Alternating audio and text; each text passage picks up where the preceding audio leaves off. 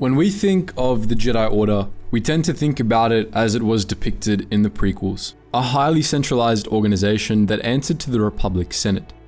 But the Jedi Order had a long history, and for most of that history, the Order was actually structured very differently.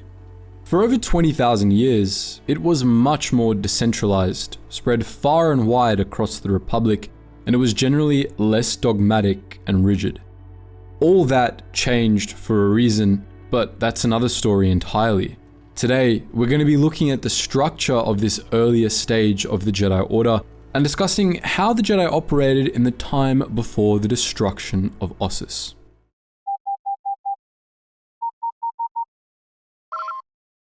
Attention, Sergeant on deck! The Jedi Order was born out of the Force Wars of Tython, fought between the remnants of the ancient Jedi Order. The Order was founded by the followers of Ashla, the light side of the Force, and though it inherited many of the older Jedi Order's traditions, it corrected the Jedi's understanding of the Force and the light side in particular. The core precepts of Jedi ideology, which we've discussed in the past, remained unchanged across the Jedi Order's 25,000 years of history. However, everything from how that ideology was put into practice to how the Order structured itself did. Nonetheless, it was on Tython that the basic structure of the Jedi Order was first conceptualized. Before the Jedi abandoned Tython and set off into the wider galaxy, eventually settling on Ossus in the Outer Rim. There, the Order developed in seclusion for some time, welcoming new members who came to Ossus and training them in the Jedi way. Some Jedi Knights left Ossus and set out across the galaxy, bringing back influences from other Force traditions and philosophical tendencies which were assimilated into the Jedi Order's own teachings. The Jedi were devoted, above all, to protecting the innocent from the ravages of Bogan or the dark side, but in their early years, they did this mostly on the small scale. Individual Jedi Knights would go out into the galaxy, battling injustice wherever they found it and bringing peace wherever they could. They traveled from the depths of the Outer Rim back into the core worlds, to the Tyon cluster and the human core. Their efforts saved many lives, but ultimately, they were drops in the ocean, small acts in a galaxy filled with chaos. Not every injustice could be fixed by individual Jedi Knights. For there to be peace in the galaxy, broader systems needed to be implemented to promote it. It was for this reason that some Jedi Knights fought in the unification wars in the core worlds, leading one side to victory to ensure the formation of the Galactic Republic. Several decades later, when the Republic charted a hyperspace route between its core systems and Ossus, the Jedi Order, after much debate, made the choice to align itself with the Republic and promote its expansion across the galaxy. After carefully studying the Republic, the Jedi Masters had come to the conclusion that it could be a powerful force for good. It was democratic, based on free association and self-determination, and while it was far from perfect, it was a much better alternative to the other great powers at the time, enough that the Jedi saw fit to promote its cause in the galaxy. This alliance was formed in 25,000 BBY, and it lasted for millennia. The nature of this alliance changed over time, however. Originally, the Jedi Order was independent from the Republic, an ally instead of a servant. The Jedi Knights kept the Republic safe from the threats that lurked on its borders, and they kept the peace within the Republic as well, but they acted in a largely unofficial capacity. The Jedi Council advised the Republic Senate, attempting to guide its decisions to be in accord with the light side of the Force, but it also reserved the right to recuse itself from Republic affairs if it disagreed with the way things were going. The Council remained based on Ossus, far from the heart of Republic politics, and for close to 20,000 years, the Order retained its independence. As we dive into the structure of the Jedi Order, we need to start by talking about Ossus. Ossus was an unusual planet, to say the least. It was part of a binary star system orbiting the stars Adega Prime and Adega Besh, and unlike the other planets in the system, it actually orbited its stars in a figure-8 pattern, coming between the binaries twice every year. During these transits, it was daytime across the entire planet for weeks on end. Temperatures would skyrocket, and most of the planet's surface water would evaporate during these times, but the planet would remain habitable and things would return to normal quickly after the transit ended. Ossus was a lush world, warm but not overly so. 2/3 of its surface were covered by oceans, while its rugged continents were dominated by dense forests and grassy plains. Ossus teemed with life, both plants and animals, and it was incredibly strong in the light side of the Force. The whole planet belonged to the Jedi, who spread out across its surface, building numerous academies and settlements. Others from across the Republic later settled on Ossus as well. Spaceports and cities were built on the planet after the Order joined the Republic, populated both by the families of the Jedi on the planet and by the refugees from across the galaxy, many of whom came to Ossus looking for more peaceful lives. The capital city of Ossus was Canossa, located in the Eotro Mountains of the planet's southern hemisphere. This spaceport settlement was founded as a Jedi pilgrimage site and it expanded into a beautiful city, its buildings plated with bronzium and its spires ornamented with crystals. Canossa was the heart of culture on Ossus, home to spaceports, academies, and monuments to the history of the Jedi. Many other cities were established across Ossus, as were smaller farmsteads and settlements, plus a great many Jedi facilities. Unlike in later millennia, the Jedi didn't have one main temple that they operated out of during their time on Ossus. Rather, Ossus was home to a ton of Jedi academies, enclaves, and outposts, many of them scattered in the remote regions of the planet, as well as pilgrimage sites and Force-attuned crystal caves, the latter of which the Jedi would visit in later millennia to find lightsaber crystals. The largest Jedi training facility was Jedi Praxium, a 5-tiered ziggurat in Canossa that contained training grounds, dormitories, armories, dojos, the High Council's secondary meeting chambers, diplomatic suites, and a grand library. The Praxium was the heart of the Jedi Order, where Jedi trained, learned, and meditated on the Force, but it wasn't where the Order was governed from. Rather, the Jedi High Council was based out of another ziggurat known as the Eye of Ashla, located at the center of Canossa. Originally a monument and pilgrimage site built on the site of a battle between the Jedi Order and the Legions of Leto during the First Great Schism, the Eye of Ashla was a Force nexus in its own right, hallowed by millennia of Jedi meditation at the site. This temple was primarily given over to meditation chambers, with the largest located on the roof, designed for group meditation by up to 100 Jedi pilgrims. But the most sacred part of the Eye of Ashla was the catacombs below it, where many Jedi lay entombed, the echoes of their spirits bathing the tunnels in the light side. It was in these catacombs that the Jedi High Council met to make decisions on behalf of the Order, believing that the strength of the light side within the catacombs and the spirits of the Jedi Order's honored dead would help them understand the will of the Force. The largest of the Jedi Order's facilities, however, was the Great Library of Ossus, built in 5000 BBY by Jedi Master Odan. This massive facility replaced the Jedi Praxium Library as the Jedi Order's largest archive, containing a vast assortment of texts and historical artifacts. The archives of the Great Jedi Library were quite possibly the most comprehensive collection of knowledge in the entire galaxy, rivaled only by the Celebritas Archive of Obra Sky. Not only were copies of virtually every text ever written kept in the Great Jedi Library, but the original editions of many texts were, as well, carefully preserved in climate-controlled rooms.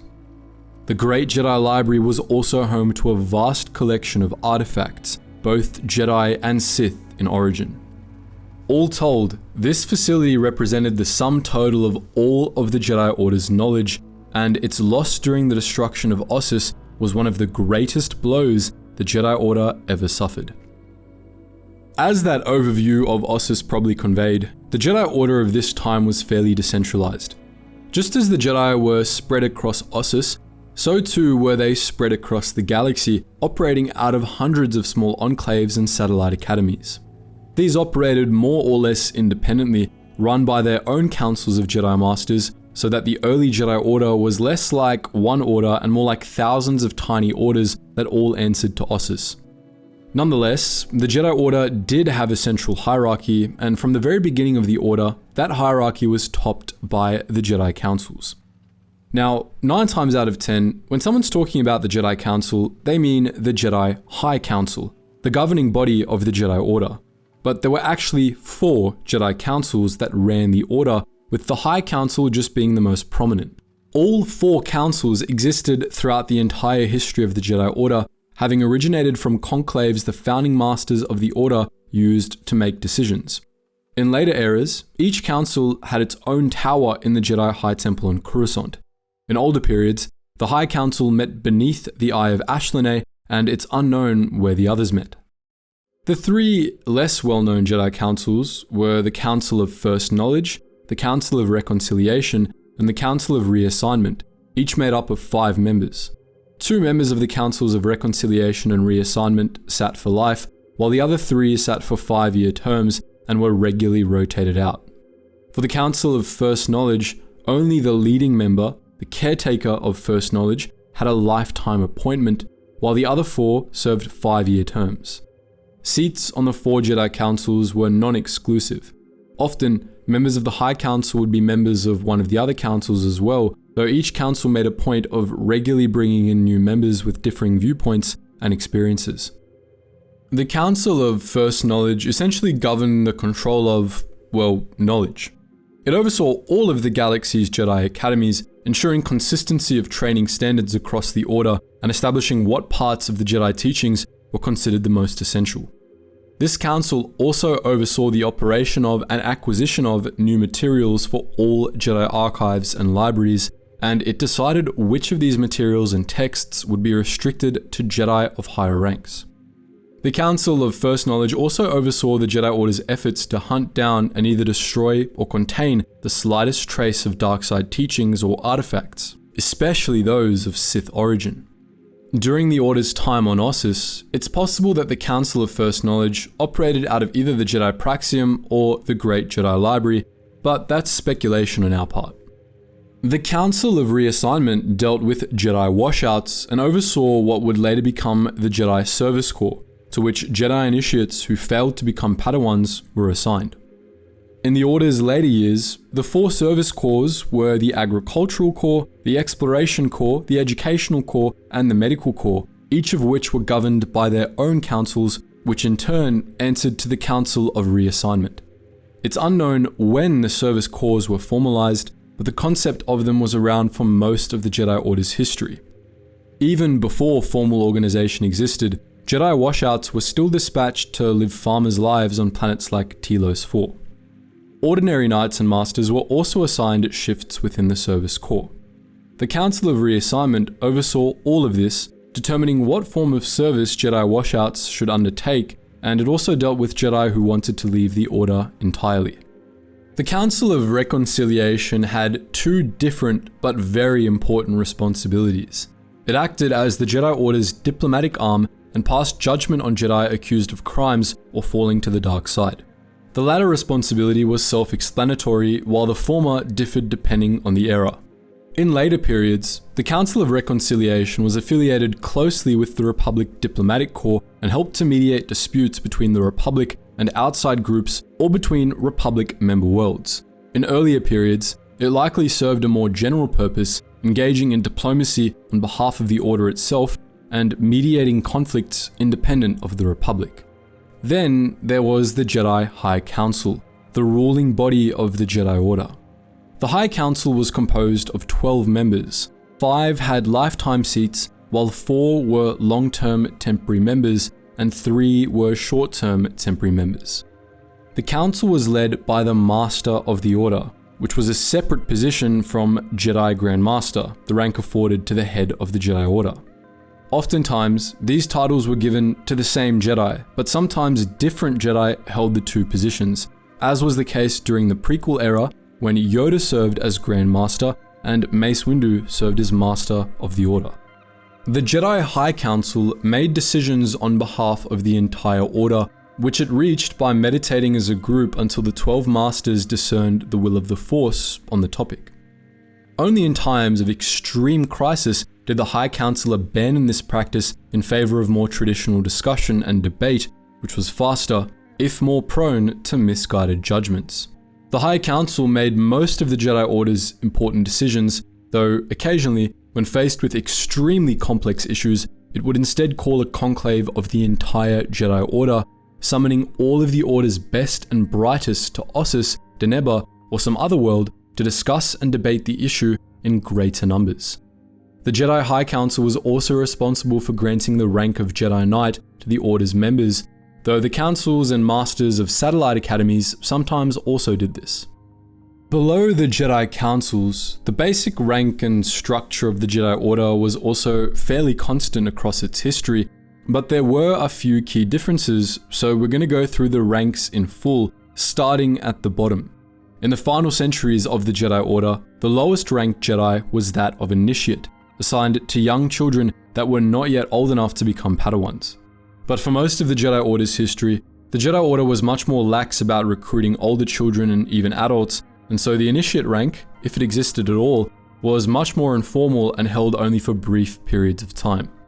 Young children recruited by the Jedi were presumably treated as initiates before they were old enough for training, but the clan system and the program of initiate training instituted in later years didn't yet exist.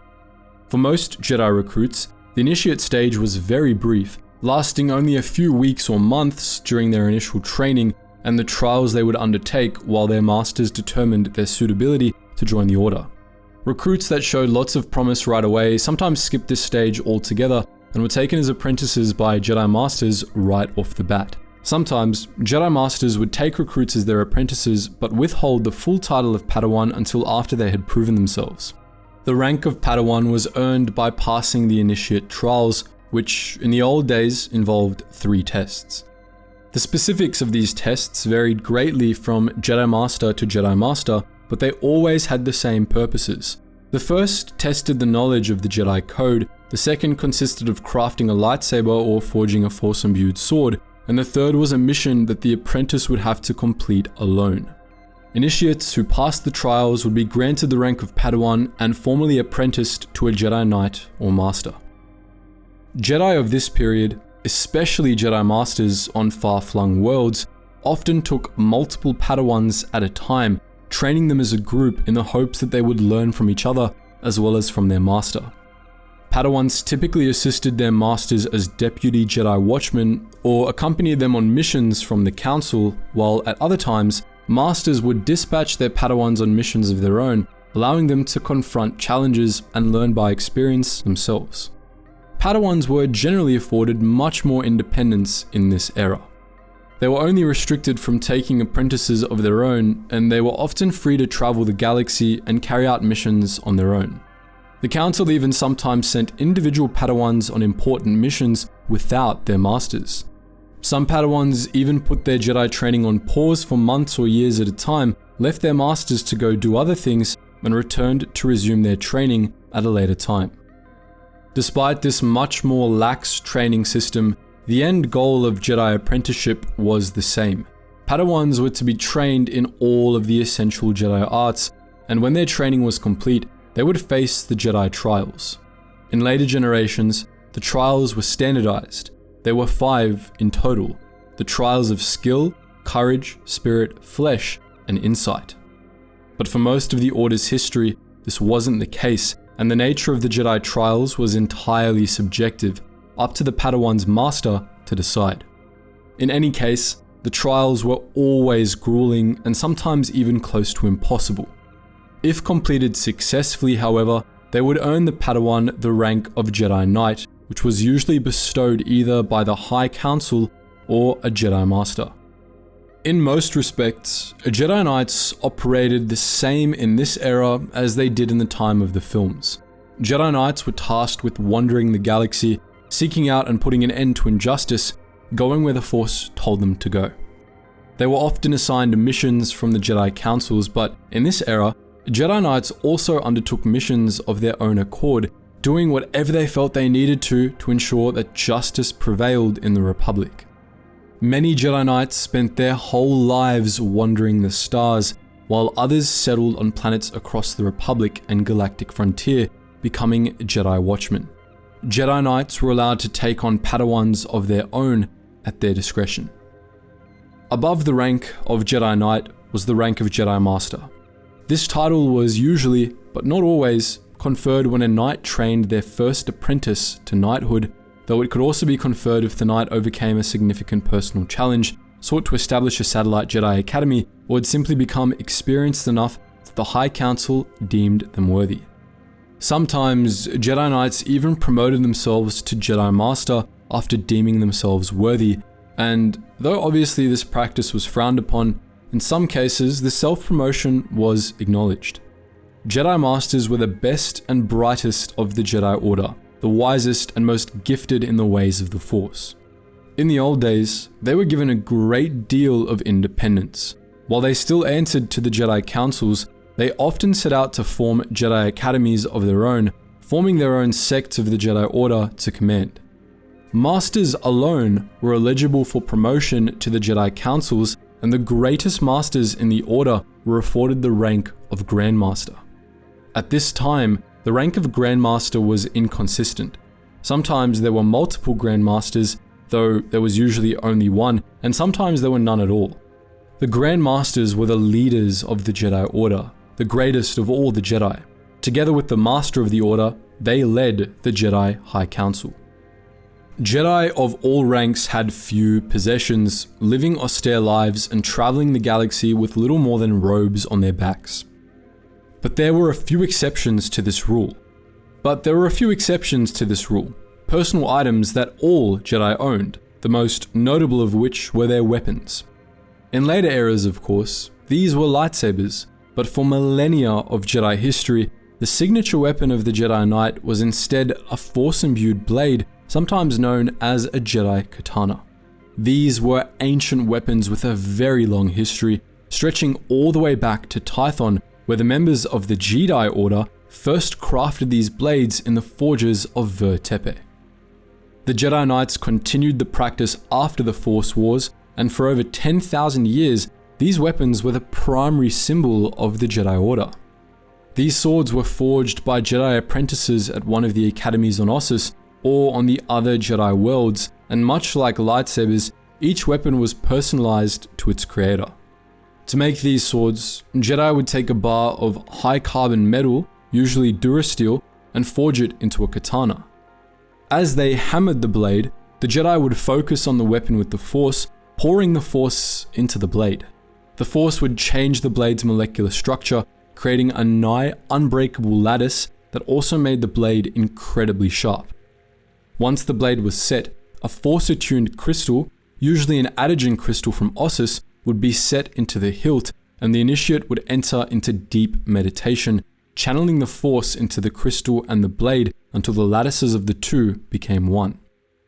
Once this was done, the final step saw the initiate channel the Force into the crystal, which would infuse the weapon with energy and make the blade glow, signifying that the weapon was complete.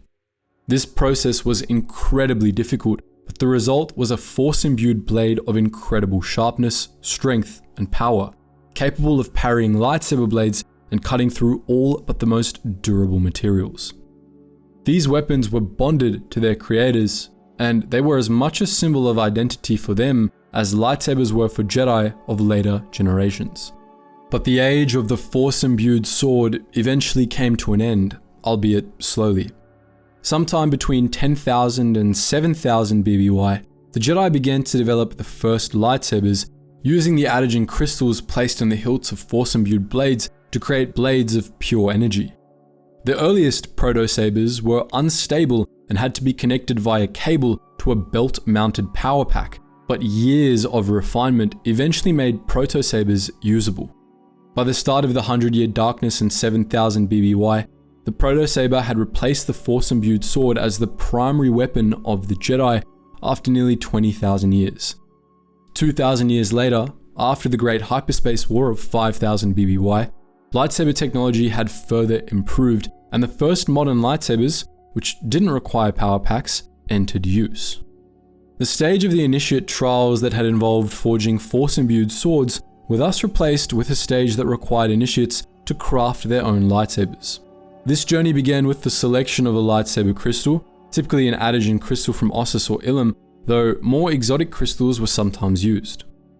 The other parts of the lightsaber would then be fabricated, primarily the power cell, lens fixture, and emitter matrix, and the lightsaber would then be assembled through the Force. While this process was less arduous than the forging of a Force blade, it nonetheless required extreme skill in the Force, as the crystal had to be set perfectly or else the lightsaber would explode upon activation. But as we've alluded to a few times already, the biggest difference between the modern Jedi Order and the Jedi Order of older eras was how decentralized it was. Most Jedi weren't even trained on Ossus, and many only visited the Jedi homeworld on pilgrimages to the Eye of Ashla. Many of these Jedi were instead trained at satellite academies, enclaves, and outposts, which were spread all across the galaxy. Some of these Jedi temples, such as the one on Ilum, were pilgrimage sites and not inhabited full-time, while others, such as the Jedi Enclave on Dantooine and the shrine that would later become the Coruscant Jedi Temple, had permanent populations and were run by their own small councils of Jedi Masters. Other prominent Jedi Academies were located on Dorin, Harath, Truine, Teia, and Arcania. Many of these satellite branches of the Order had their own unique traditions and practices, though these were usually in harmony with the broader Jedi doctrine. Occasionally, a Jedi sect would arise with views deemed heretical by the High Council, leading to the Satellite Academy being discontinued, or rarely falling to the dark side and causing a schism within the Order. This was a rarity, however. In the 21,000 years between the start of the Jedi Order's alliance with the Republic and the destruction of Ossus, there were only 4 known examples of such schisms. There were also a great many Jedi who operated independently from Ossus and from all of the satellite academies. Many Jedi Knights and Masters made their homes on remote, desolate worlds, living in meditative solitude and training Padawans that sought them out. Such was the case for the legendary Master Thon, who lived in a simple hut far from civilization on the barren planet of Ambria. In many respects, this lifestyle resembled that of the exiled Jedi Masters who survived the Great Jedi Purge, except the Masters of this age weren't in hiding and simply preferred a solitary life. There were also the Jedi Watchmen. Jedi Watchmen were a specialized class of Jedi who, rather than roaming the galaxy as knights, settled on a particular world and were formally appointed its guardian. Jedi could be appointed watchmen of individual planets or systems, or they could be assigned to whole sectors. In either case, they worked closely with the local governments and oversaw all Jedi operations within their designated theater.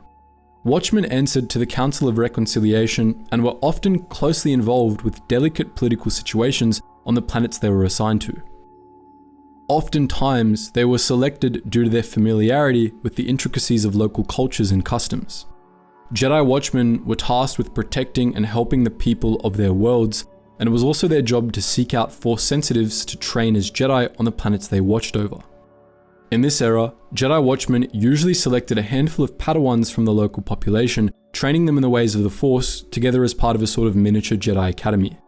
These apprentices would assist the Watchmen in their duties, and sometimes a Watchman's Padawan would succeed them as Watchmen. Jedi Watchmen were actually still around at the time of the Clone Wars, but they were much less common and generally much less involved with their assigned systems, generally acting more as special liaisons than permanent protectors. In the time before the destruction of Ossus, however, the Jedi Watchmen thrived, and most important systems had a Watchman assigned to them. They were given plenty of independence, trusted to make decisions regarding their assigned worlds without first consulting the Jedi Councils, and they were generally respected by the peoples they watched over. However, the golden age of the Jedi Watchmen ended with the Great Sith War, and as the Jedi Order began to centralize, the role was stripped of a lot of its significance, and Jedi Watchmen became less common, to the galaxy's detriment. The last difference between the Jedi Order of old and of the movie era was its involvement in the Republic's wars. As we discussed earlier, the Jedi Order's relationship with the Republic was much different prior to the destruction of Ossus. In general, it was an ally of the Republic but not a servant of it, at least not yet, and this was especially evident in times of war. Though several Jedi Knights fought in the Unification Wars, by and large, the Jedi Order didn't involve itself in the Republic's wars for most of its history. The Jedi were partly involved in the Taiwanese War, the Republic's very first war.